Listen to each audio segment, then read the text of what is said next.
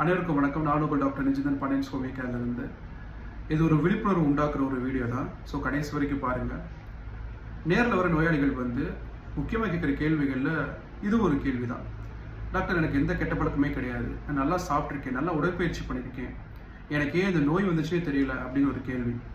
இப்படி சொல்கிறவங்களுடைய past history, அதாவது கடந்த காலம், இல்லை அவங்களுடைய அப்பா அம்மாவுடைய பாஸ்ட் ஹிஸ்ட்ரியை எடுத்து பார்த்தோம் அப்படின்னா, சிறு வயதிலேயோ இல்லை குழந்தை பருவத்திலேயோ ஒரு சில விஷயங்களுக்காக தொடர்ந்து ரசாயனம் கலந்த மாத்திரைகளோ இல்லை ரசாயனம் கலந்த உணவுகளையோ எடுத்துக்கிட்டே இருந்திருப்பாங்க.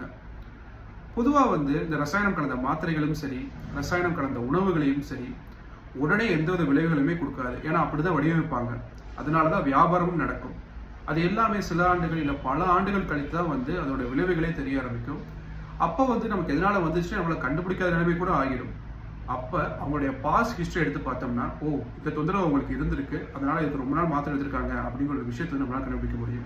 முக்கியமாக இதனால் ஏற்படுற வியாதிகள் என்னென்ன பார்த்துட்டோம்னா, கர்ப்பப்பை கட்டி, ரொம்பட்டாட் ஆர்த்ரைட்டிஸ், முடக்குவாதம்னு அதை சொல்லலாம், வயிற்றில் ஏற்படுற புண்ணாக இருக்கட்டும், கேன்சர் மாதிரி தொந்தரவுகள், தோல் சம்மந்தப்பட்ட பிரச்சனைகள், இல்லை நுரையீரல் சம்மந்தப்பட்ட பிரச்சனைகள், இதெல்லாம் நிறையா விஷயங்கள் இருக்குது.